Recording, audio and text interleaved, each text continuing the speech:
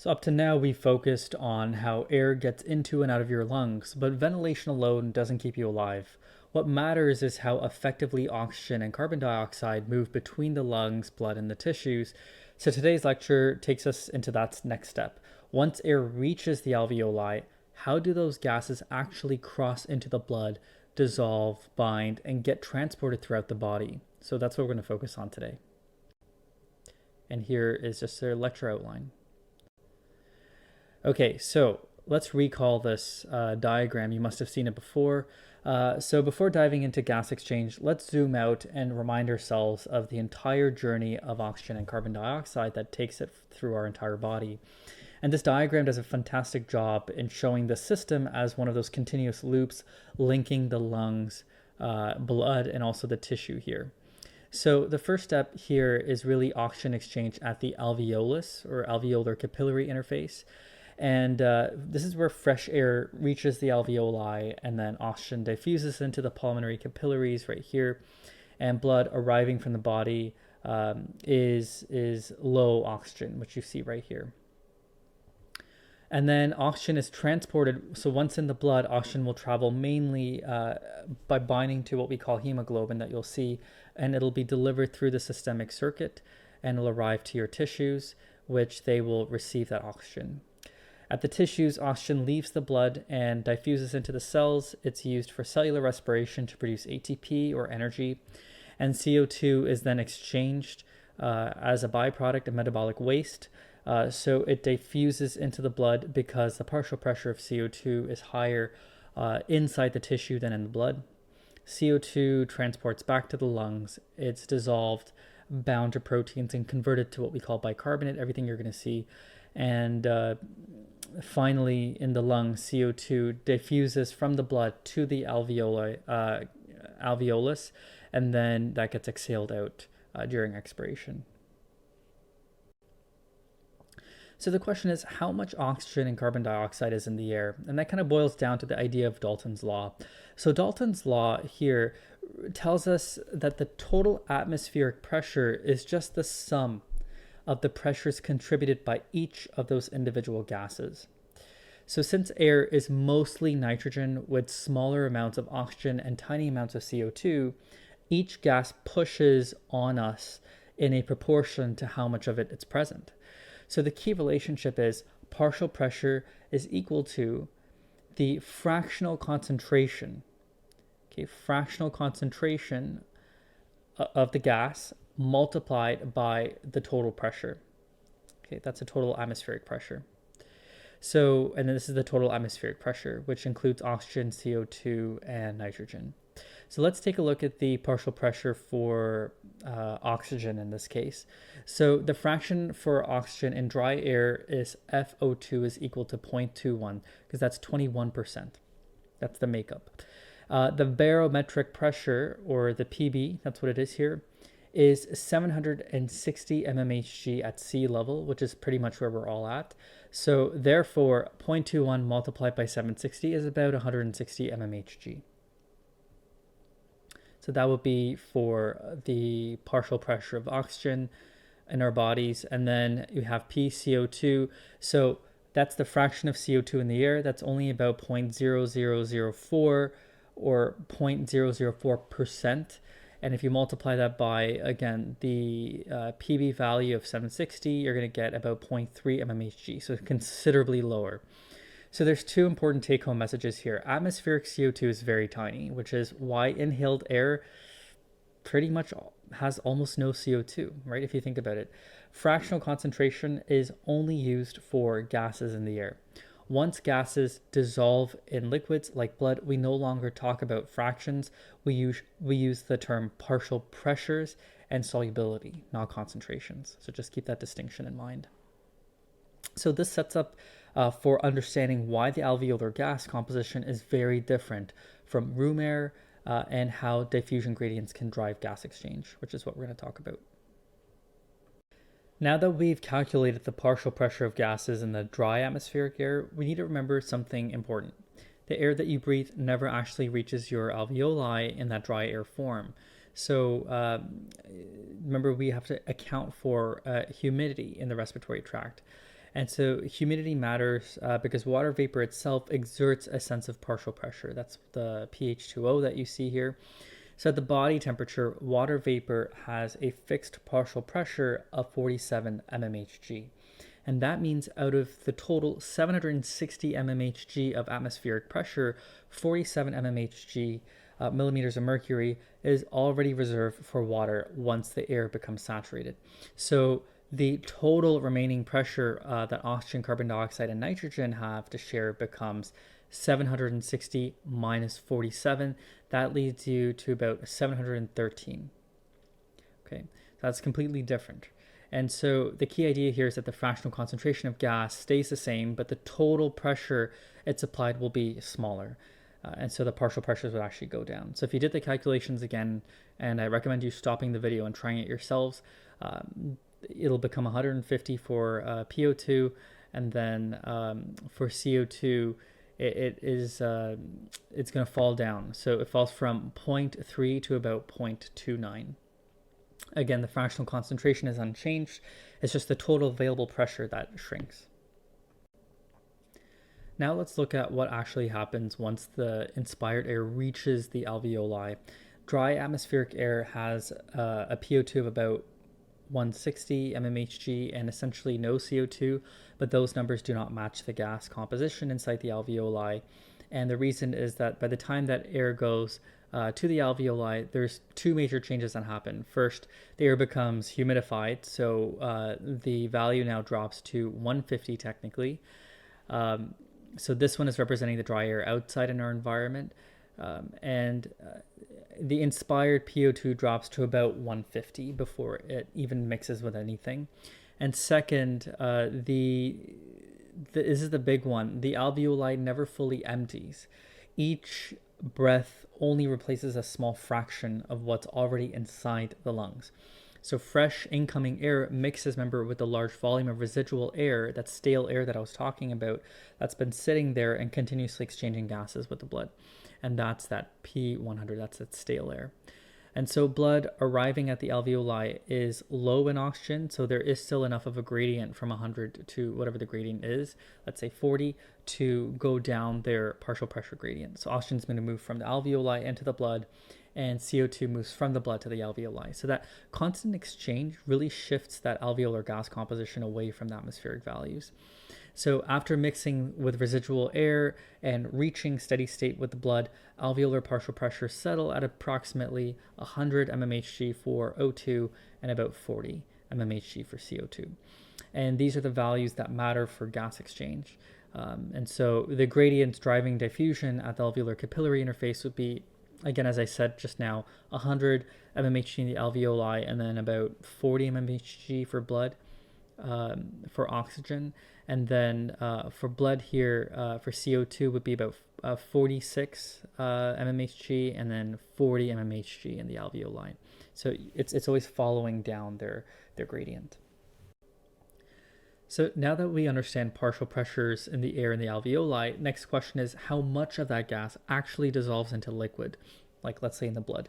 And this is where we introduce the idea and concept of Henry's law, which states that the amount of gas that dissolves in a liquid is directly proportional to the partial pressure of that gas above the liquid at a constant temperature, which is right here. So it tells us the amount of gas that dissolves in a liquid really depends on three things. Number one, the partial pressure of the gas. Number two, the solubility of the gas in that liquid. And number three, the temperature of the solution. So let's walk through this diagram to understand. So in panel A, we start with a beaker where there is no oxygen dissolved in it, and it's just gas molecules of oxygen on top of the water. And because there's a gradient, PO2 is high in the air and 0 in the water, oxygen is going to immediately start to diffuse down its partial pressure gradient into the water. And that's the diffusion that you're seeing in panel B. And eventually in panel C, on the right, you see that it's going to reach equilibrium. So in this case, the partial pressure of oxygen are the same. If you see 100 and 100 mmHg, but the concentration of oxygens, they're not equal. Why? Well, it's because oxygen actually has a low solubility in water. Even when the PO2 in the air and the water has now reached equilibrium, the actual concentration of dissolved O2 in water is very low. And the same concept we saw if you've taken PSL 300 with the electrochemical equilibrium, even if you reach that, you would still be most likely in a chemical disequilibrium. Think about it. Now, compare that to panel D here, where we repeat the same exact process with CO2 at a partial pressure of 100. Okay. Now, because CO2 is far more soluble in water and liquid than oxygen, in this case, much more CO2 dissolves before equilibrium is reached. So you can see here, it's a much higher value. So even at the same partial pressure, CO2 has a much higher dissolved concentration than oxygen. And that is why CO2 can be transported so efficiently in the blood despite a much smaller gradient. Now that we've talked about Henry's law, which really tells us how much gas dissolves in a liquid based on its partial pressure and solubility, we can now move on to the next step, which is how that dissolved gas actually moves across the alveolar capillary membrane. So gas exchange in the lungs happens entirely by passive diffusion. And I've already talked about this. And there are no pumps moving oxygen or carbon dioxide. Instead, both gases simply go down their partial pressure gradients. So if you look at here, the alveolar site that I drew for you, oxygen has a partial pressure of about 100. And on the venous side, it would have about 40. And so because of that difference, it's going to move from high to low. So it's going to go from alveoli to the blood. Now, from the carbon dioxide, you're going to have it higher in the blood, around 46, and the alveoli about 40, so it's going to go down its concentration gradient. So CO2 diffuses from the blood to the alveoli. And so this entire process is described by Fick's law of diffusion, which simply tells us the rate of gas transfer across a membrane, across this membrane, okay? And so the equation is gas transfer is really equal to a constant multiplied by the partial pressure gradient multiplied by the area over the wall thickness. And I'm talking about this wall. And this would be your alveolar capillary membrane. And so the constant in this equation includes the gas's solubility and the molecular diffusivity. But you don't really have to know that specific number and what it is. This is important because CO2 is 20 times more soluble than is oxygen. And that means CO2 diffuses extremely easily, even though its pressure is a lot smaller.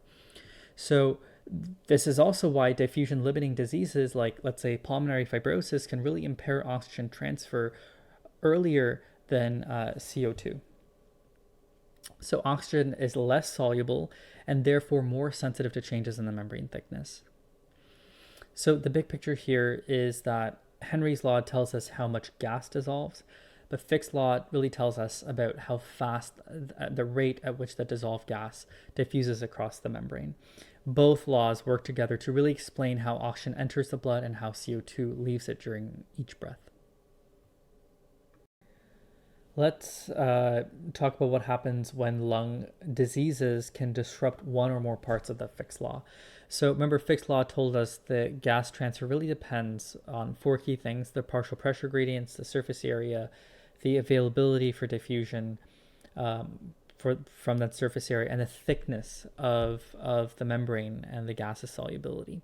So the different diseases really affect different pieces of this equation if you see it again. So in a normal lung here, the alveoli are open, the membrane is very thin, the surface area is large, the PO2 in the alveoli, they're normal because diffusion can occur very efficiently according to Henry's law. Now, in a state of emphysema, they're like balloons. So the walls of the alveoli break down, they create those floppy air spaces, and the PO2 inside the alveoli may be normal or low depending on the ventilation. But the key problem is the loss of surface area. There simply is less membrane available for gas exchange, so the PO2, in this case, the blood leaving the lungs, become a lot lower. Now, in a fibrotic lung disease, which we spent extensive time talking about, in fibrosis, the alveolar capillary membrane becomes a lot thicker. It's what we call interstitial thickening. And so the alveolar PO2 may be normal, but the diffusion path is longer because thickness appears in the denominator of Fick's law. So increasing the thickness reduces gas transfer, and that results in a lower arterial PO2. You might be in a situation where you have a respiratory infection, it causes leakage and fluid buildup, and and then all of a sudden now you're going to get this interstitial thickening again. So this diffusion distance now increases again, making it harder for oxygen to be able to travel from blood to airspace, airspace to blood. And so again, the O2 in the blood would now be lower. You might have asthma. Asthma doesn't primarily affect diffusion. Instead, the problem is ventilation. So the bronchioles constrict, so fresh air can't reach the alveoli effectively because the ventilation is reduced. So the alveolar PO2 will drop, and therefore arterial PO2 drops as well. So although each condition works differently, the end result's the same: reduced oxygen transfer into the blood space.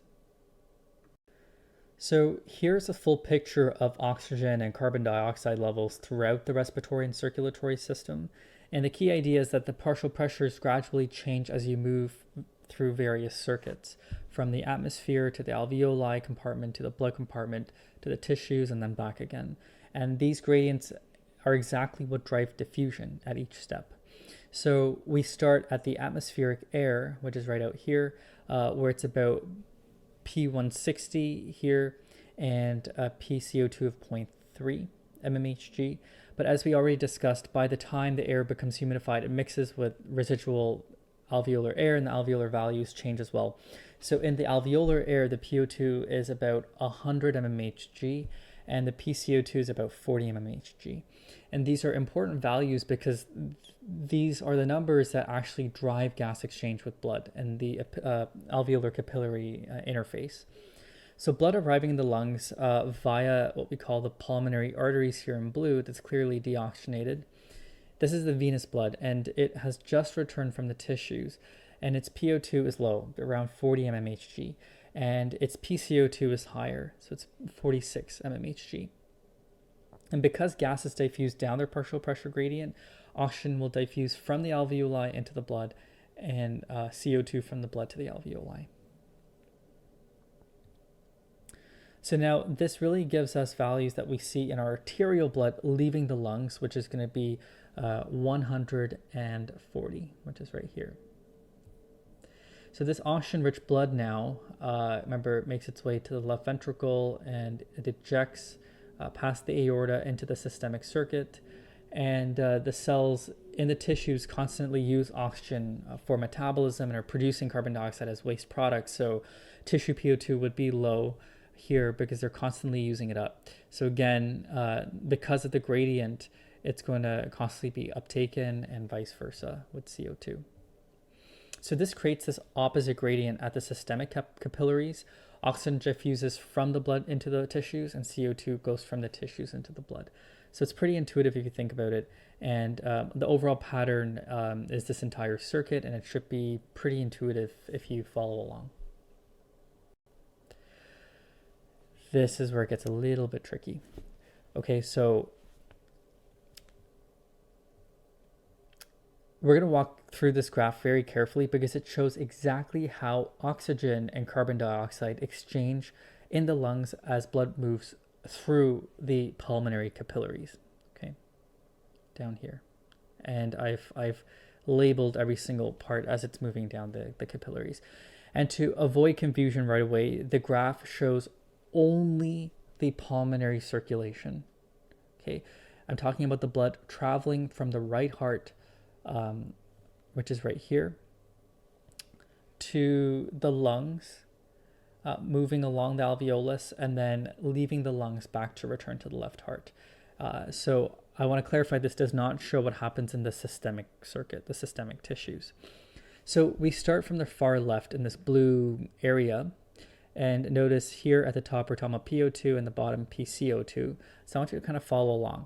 So even though it's an artery, the pulmonary artery, keep in mind this blood is deoxygenated because it's coming from the tissues. Okay, so keep that in mind. So its PO2 is about 40 mmHg, and its PCO2 is 46 mmHg, and you can see those around here. So these are just approximate values. Now these numbers reflect the tissue metabolism and of course the tissue consumed the oxygen and produced CO2, and that's why you're seeing those values. Now, sitting beside this pulmonary capillary is the alveolus, which maintains a very stable gas composition. So the alveolar PO2 is roughly, as I mentioned in the previous slide, about 100 to about 106 mmHg. So I'm going to say that that's what it is. You can say 100. And the alveolar PCO2 stays anywhere between 39 to about 40 mmHg. And so these alveolar numbers create that partial pressure gradient that drives diffusion. As soon as the venous blood enters the pulmonary capillaries, oxygen diffuses from the alveolus into the blood, and carbon dioxide diffuses again from the blood to the alveolus. We talked about this previously. And this is entirely passive diffusion. There are no pumps involved, and the direction is simply high to low for the partial pressure. Now let's take a look at the curves. Okay, so the PO2 curve starts low.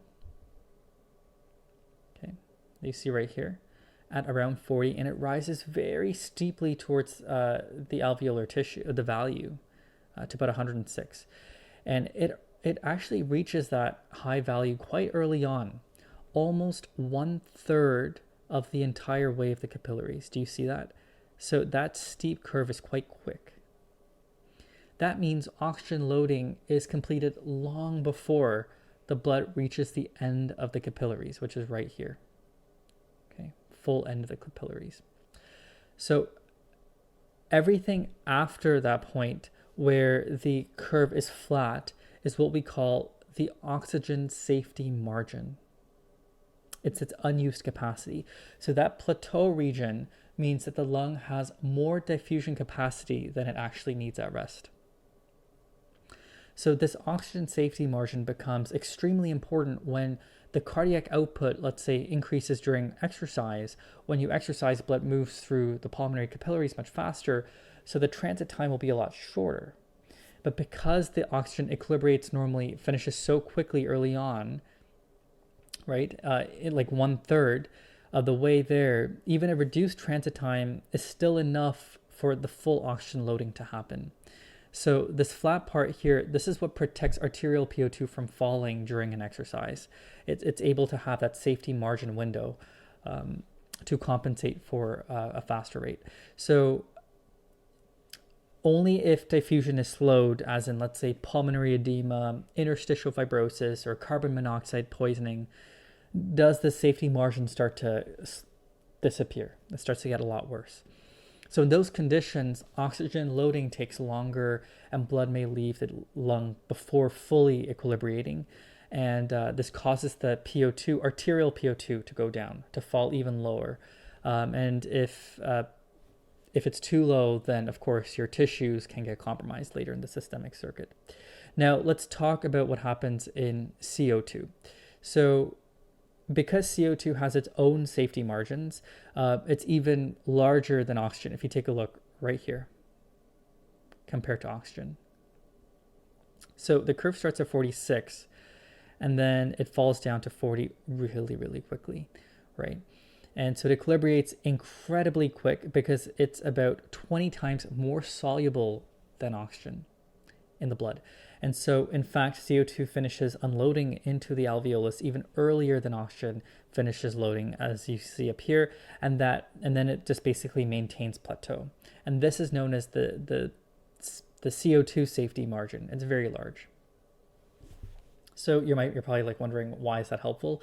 Well, because during exercise, for example, your muscles produce far more CO2, and the cardiac output increases, your blood is moving faster, and there's less time. Again, blood is just shunting through each capillary. And so if CO2 is equilibrated slowly, you would retain CO2 during exercise and become hypercapnic, which means too much CO2. But because CO2 equilibrates so quickly, it still fully unloads, even when the transit time is dramatically shortened. And that large early plateau really protects you from CO2 buildup, both during exercise and in early diffusion-limiting diseases. For example, a respiratory infection inducing pulmonary edema.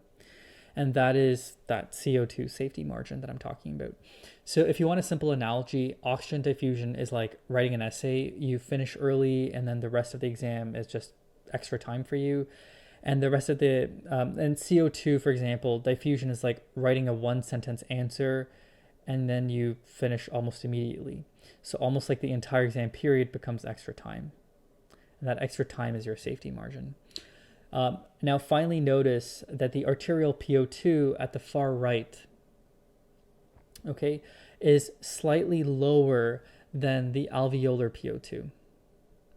Okay. And instead of 100 to 106, the PO2 ends up becoming about 97 mmHg. This small drop has nothing to do with diffusion. It's due to normal venous admixture that you see happening right here. Okay, this is right here. This little drop.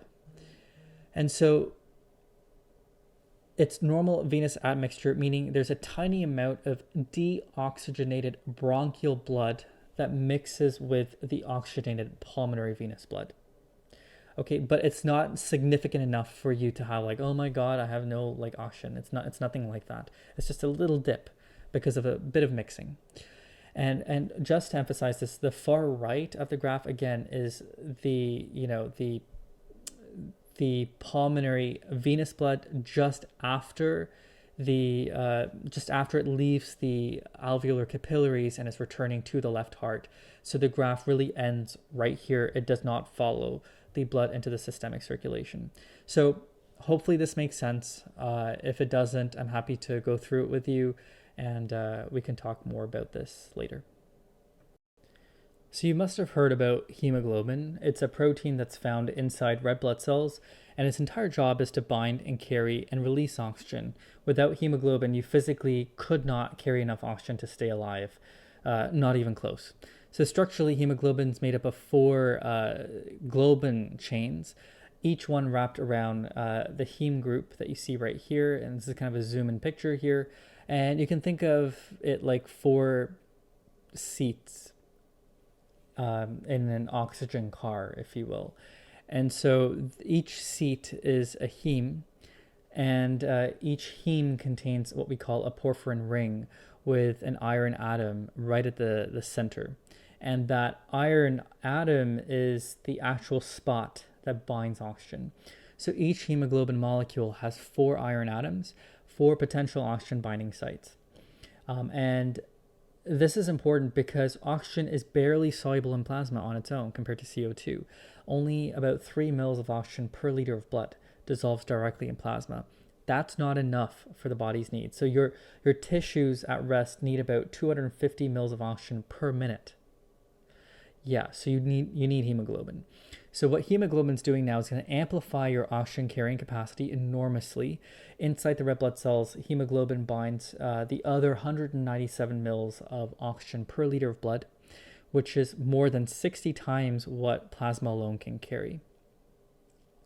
And that's why we care so much about your hemoglobin structure. It's a big area of study in its heme groups, and its ability to bind oxygen reversibly is a key characteristic. If hemoglobin didn't exist, or if its iron could not bind oxygen properly, tissues would become severely hypoxic almost immediately. Okay, so now that you've seen essentially the 4 globin chains, the 4 heme groups, each with an iron atom, we can now move on to how hemoglobin actually picks up oxygen in the lungs and carries it in the blood and releases it to the tissues. So here, when oxygen crosses the alveolar membrane here, okay, if you see my pointer, it enters the bloodstream in 2 different forms.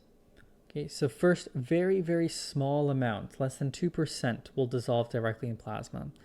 Okay, so less than 2%, it's a tiny fraction of oxygen, will simply dissolve into plasma, and this dissolved oxygen is what actually creates that arterial PO2. And the partial pressure of oxygen and the PO2 is what drives diffusion into tissues. But the key point is plasma alone carrying almost no oxygen. It really is only about 3 mils, as I wrote here for you, per liter of blood. So that amount is way too little to sustain any meaningful metabolism. And if this is all we relied on, we would just literally not survive. And so the vast majority actually is carried by these hemoglobin in your red blood cells, or in other words, your erythrocytes, and they represent more than 98%. So this is far more important way for oxygen to be transported, and it massively increases the carrying capacity in the blood. So oxygen diffuses into your red blood cells. It binds onto hemoglobin in a form of HbO2, okay? And more than 98% of oxygen in the blood is carried this way. So this gives the blood that carrying capacity of about 197, which is again 65 times more than the plasma alone can carry. Now, again, as I said, and I can't emphasize enough, hemoglobin isn't optional here, and you definitely need it.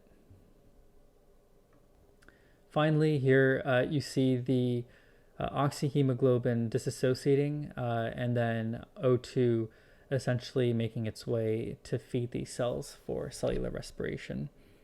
So it should make pretty intuitive sense. Pause the video and just think about how this works.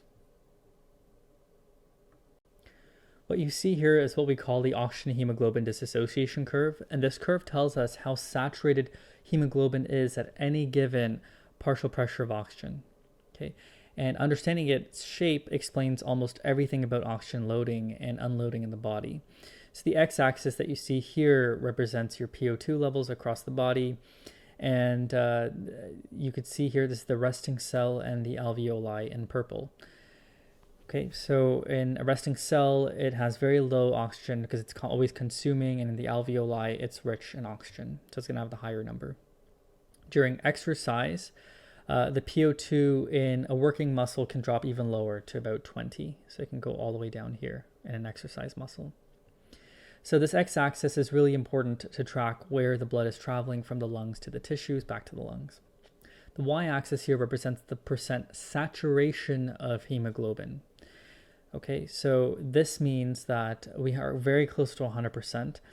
That means the heme sites occupied by oxygen is about 100%, means that every heme group on every hemoglobin molecule is carrying an oxygen. 0% means hemoglobin is empty. That's what this y-axis means. This is not how much O2 is in the plasma. This is specifically how full the hemoglobin binding sites are. And so the question then, what happens in the alveoli? So if you move vertically up from PO2 from, let's say, 100 on the x-axis, you hit that plateau, and that's about 98% saturation here of your hemoglobin. So this tells us that in healthy lungs, the hemoglobin's almost fully loaded with oxygen. The plateau is important. It means that even if alveolar PO2 drops slightly from, let's say, 100 to this, let's say high altitude or mild lung disease, holding your breath, hemoglobin still loads oxygen nearly the same amount. And this is that protective feature that we have. But what happens in the tissues at rest? So again, you go all the way down the sigmoidal curve, and here hemoglobin's only about 73%, as you see right here. And so the difference between that 98% and 73% is about 25%. That would get released at the tissue site. That is known as unloading of oxygen.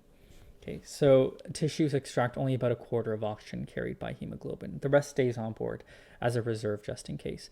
So what happens during exercise? If I tell you it's exercise, then it'll go even lower. So you'll have like almost 60% unloading. Sometimes so it'll go maybe to about 45%. And so you take the difference, it's going to be around 55% to 60%. So you can try and see if this makes sense. Now you might be wondering why this curve is sigmoidal, like this little S shape, and it represents the cooperative binding. When one oxygen binds, hemoglobin's affinity increases, it becomes easier to bind more. And so you have this really steep middle portion. Once most sites are filled, saturation levels kind of plateau. And that's what you see right up here. So when oxygen begins to dissociate, it rapidly promotes further unloading, and that's why you get that steep drop in PO2. So there are four major factors we focus on: pH, temperature, CO2, and 2,3-DPG, and all of them behave in a very predictable way. So when tissues are metabolically active, meaning they need more oxygen, the curve shifts to the right, which decreases the hemoglobin's affinity for oxygen at any given partial pressure of oxygen, and it promotes the offloading or unloading of oxygen. So you can think of the right shift of the hemoglobin saying, take the oxygen, you clearly need it. And then if there's other factors, for example, so you have pH, which is known as the Bohr effect. So if you look at the first panel here, a decrease in the pH, which happens, let's say, during an exercise, high metabolic activity or high lactic acid will shift the curve to the right. And a shift to the right means lower affinity, so hemoglobin lets go of oxygen more easily, and this is known as the Bohr effect. So CO2 and protons, they decrease the hemoglobin's affinity for oxygen, meaning that oxygen unloading is easier where tissues are more acidic and more active. Okay, so we also have temperature in panel B. So if you increase the temperature, let's say to 43 degrees, let's say we're exercising, in an exercising muscle, the curve is going to shift towards the right. And this again promotes oxygen unloading, which makes sense. Working muscles are hot, and then you need to use more oxygen. And so the hemoglobin will need to deliver more. And for CO2 that you see on the right in panel C, it'll shift to the right the more CO2 you have. And that kind of go hand in hand with figure A as well. And you can think about the carbonic acid equation that I showed you previously. Another really cool molecule is called 2,3-DPG. You may have heard about 2,3-DPG or 2,3-BPG. It really depends, but I'm going to use it as DPG. And a high 2,3-DPG decreases hemoglobin affinity, and it shifts the curve to the right. And this happens in chronic hypoxia, where you're living in, let's say, a high altitude, or you're anemic, or you have chronic lung disease. It helps those tissues extract more oxygen from a lower than normal PO2. So low through 2,3-DPG would do the complete opposite. So here, 2,3-DPG that you see right here is a small negatively charged molecule that sits inside your red blood cells. And the important thing to know is that it binds to hemoglobin, specifically in the central cavity between the beta chains. And when it binds, it reduces hemoglobin's affinity for oxygen. So you're probably wondering, why do I care? Well, because reducing affinity makes hemoglobin more willing to let go of oxygen at the tissues. And why does the body produce 2,3-DPG? Well, your body increases 2,3-DPG levels whenever the tissues are chronically starved for oxygen. So you can think of high altitude, anemia, maybe COPD, or anything where oxygen delivery is really reduced. Now, red blood cells respond to this low oxygen environment, hypoxic environment, by making more 2,3-DPG. And that increased 2,3-DPG, again, as I showed you previously, is going to shift the curve to the right. And it helps hemoglobin unload more oxygen. Again, why doesn't 2,3-DPG get made all the time? And here's the key regulatory feature. 2,3-DPG production is inhibited by oxyhemoglobin. So when hemoglobin's fully loaded with oxygen, meaning you're in a well-oxygenated environment, like let's say at the sea level, or a resting condition, the presence of oxyhemoglobin actually suppresses 2,3-DPG formation, which is this right here. And this makes sense. If oxygen delivery is already good, I don't need to let go of more oxygen. There's no point. And 2,3-DPG essentially acts as the red blood cell's oxygen unloading signal. That's what I want you to know. By decreasing the hemoglobin's affinity for oxygen, it really ensures that oxygen is getting released to the tissues as much as possible. So this figure, again, is just a zoom-up figure of the Bohr effect. And I think it should be pretty self-explanatory. It's pretty much a repetition of what I explained before across the three curves. So if for whatever reason your pH drops down, your unloading your saturation will go down to about 63%. So you'd actually end up releasing a lot more. And so it means that hemoglobin's releasing more oxygen to the tissues when it's more acidic. So it's pretty intuitive here. And just pause the video and spend some time thinking about it. All right, let's take a look here with an interesting slide comparing the maternal hemoglobin versus fetal hemoglobin. So they're quite different. On the x-axis is this partial pressure of oxygen, and the y-axis is the percent saturation of hemoglobin. It's the same axis you've seen throughout this lecture, but now we have two different curves.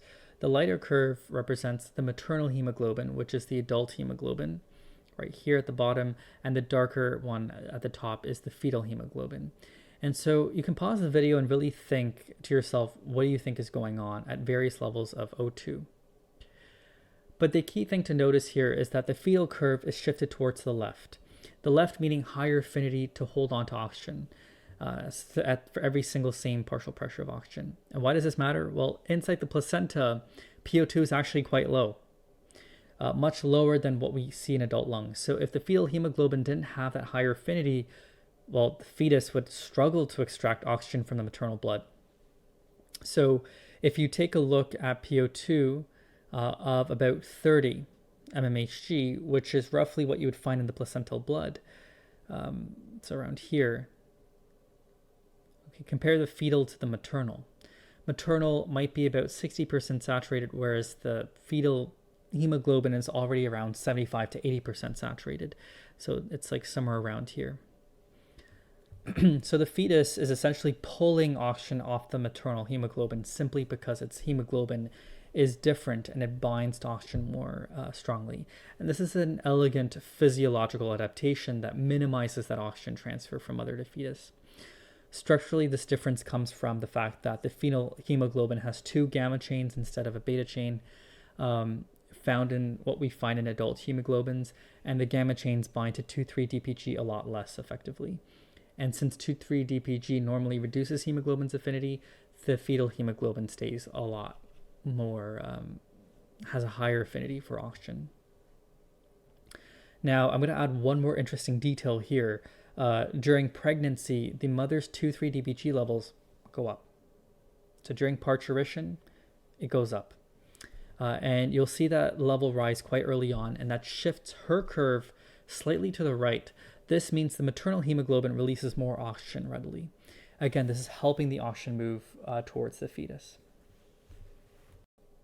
So you may have seen this in the endocrinology unit, but on the left, you see the fetus inside the uterus at around week 10, right here. And what we really care about is what's happening inside the placenta, which is the interface between the maternal and the fetal blood. So on the right, we can zoom in and look at the chorionic villi, which are right here. So these like finger-like projections, or if you want, tree-like structures coming from the fetus. And inside these villi, they run these fetal blood vessels. And this means that the fetal circulation is flowing through these branches. It's almost like the baby here, the fetus is like a parasite, if you think about it, right? Now, surrounding the chorionic villi is a pool of maternal blood. Okay, so this is the maternal blood that bathes the chorionic villi. But importantly, maternal and fetal blood never mix directly. Instead, except during actual parturition, during pregnancy. Now, they are separated by a thin barrier called the placental membrane. Okay, and oxygen has to diffuse across this membrane. So the maternal blood arrives with oxygenated blood, okay, and it bathes that chorionic villi. And the maternal PO2 is higher than the fetal PO2, but because diffusion always moves from high to low, oxygen will diffuse from the maternal to the fetal capillaries. And these are the fetal capillaries. Inside those fetal capillaries, the fetal hemoglobin has a higher affinity to grab onto oxygen than the maternal hemoglobin. And this means the fetal hemoglobin is more hungry for oxygen, and it's going to pull that oxygen a lot more efficiently than an adult hemoglobin across the placental membrane very efficiently. And it's this umbilical vein that you see right here. Okay, that'll carry the oxygenated blood towards the fetus. And this is going to deliver that oxygen to fetal tissues.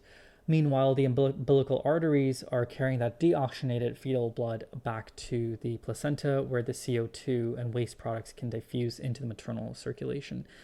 So the placenta acts almost like a lung for the fetus. The key point is to emphasize that the fetus never breathes air.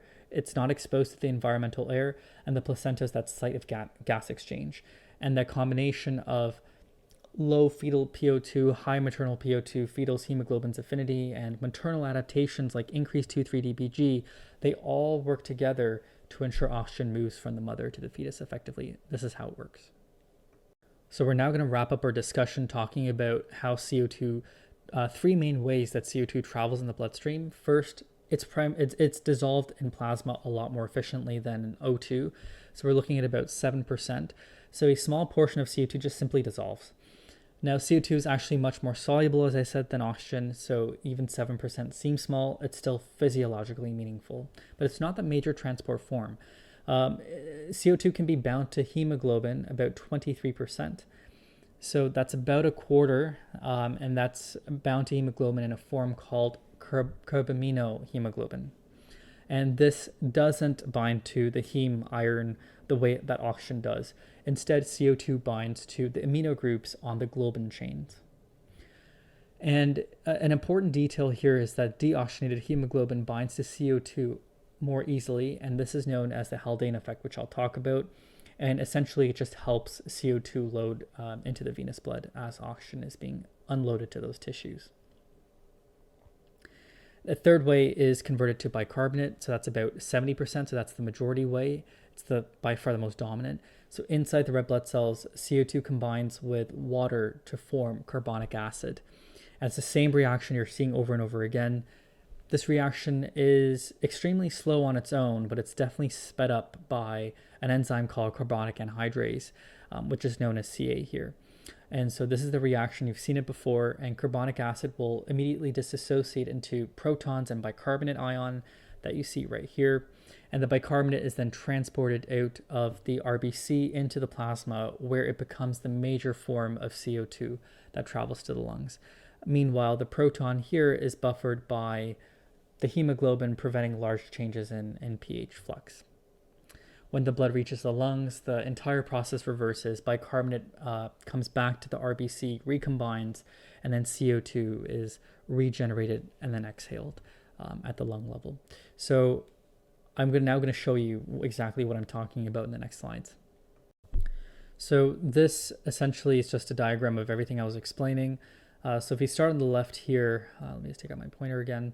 The tissues are constantly producing CO2 as a result of byproduct of metabolism. That CO2 diffuses across the capillary wall. About 7% will be dissolved in the plasma, and then the rest will make its way into the red blood cell, where it binds to hemoglobin and forms carbaminohemoglobin, which is about 23%. And then the rest of the CO2 would combine with water and be catalyzed by carbonic anhydrase to form carbonic acid, which will then break down to protons, which are buffered by, or is going to be stabilized by the hemoglobin. And that bicarbonate gets transported out of the red blood cell into the plasma. That's about 70% of them. But to maintain that neutrality, you need to bring in another negative charge into the cell, and in this case it's chloride, and this is known as the chloride shift. It's to maintain this neutrality of the charge. And this bicarbonate, as you'll see on the next slide, is what's going to make its way to the lungs. So by the time you get to your lungs, if you see the slide, this is your alveolus. So some of your 7% dissolved CO2 will make its way into the alveolar, and it'll become CO2 gas. Now we have to do the opposite thing. So again, you're going to get a chloride shift. So you're going to take the chloride ion, you're going to dump it out, and you're going to bring and trade it in with bicarbonate. It's going to go the whole reverse reaction with carbonic acid, and you're going to produce CO2, and that CO2 again will dissolve in plasma to get released into the alveolus. And of course, you might get dissociation from the carbaminohemoglobin to CO2. So this is the way to offload CO2. So this is just more of a visual diagram of, again, everything that I talked about. And finally, this is one of the last couple of concepts here. So this graph is just you're looking at really helps explain why venous blood can carry so much carbon dioxide and why CO2 unloading happens so efficiently in the lungs. So let's start with this big idea. The Haldane effect states that deoxygenated hemoglobin can carry more CO2 than oxygenated hemoglobin. And the flip side is also true. When hemoglobin becomes oxygenated, like in the lungs, it releases CO2. So if you look at the x-axis, we have our PCO2, and on the y-axis, we have our total amount of CO2 that's carried in the blood. And the three colored curves represents the three different PO2 levels. So our green curve here represents 0 mmHg of PO2, 40, and then 100 in the red curve, and that's your fully oxygenated arterial blood. What I want you guys to realize here is that at the exact same PCO2 level, the same point, the green line here is the highest. The blue is in the middle and the red is the lowest. So what that means is for any given amount of CO2 pressure, deoxygenated blood holds the most CO2. And the oxygenated blood holds the least CO2. And then you're probably wondering why. What is hemoglobin doing to make this possible? And that's the two major mechanisms behind the Haldane effect. So deoxygenated hemoglobin binds to protons much more effectively. So in the tissues, when CO2 enters red blood cells, carbonic anhydrase turns it into bicarbonate plus a proton. That deoxygenated hemoglobin grabs that proton and buffers it, which pulls the entire reaction forward, and it allows the blood to carry much more total CO2 in the bicarbonate form. So just by binding protons better, the deoxyhemoglobin increases CO2 carrying capacity. The second thing is deoxygenated hemoglobin forms that carbamino hemoglobin more easily. So CO2 can bind, remember, directly to hemoglobin to make carbamino hemoglobin. And this reaction happens more readily when hemoglobin is deoxygenated. So when hemoglobin, for example, binds oxygen, the protein changes shape in a way that reduces its affinity for CO2 and that makes it harder, much harder for CO2 to stay attached. So putting these things together, here's what the graph is really showing. In the venous system, where the hemoglobin has already offloaded oxygen, the blood becomes much better at picking up and storing CO2, and that's that green curve right here. In the lungs, where PO2 is really high, hemoglobin becomes oxygenated, and its affinity for CO2 drops, and so CO2 is now forced out of the blood into the alveoli, and that's the red curve. So this is physiologically brilliant as a design because the Haldane effect really works hand in hand with the Bohr effect. And the Bohr effect helps unload oxygen at the tissues, and the Haldane effect helps unload CO2 at the lungs. So together, they ensure efficient gas exchange at both ends of the circulation. And this is just a summary of everything I just talked about. Thank you.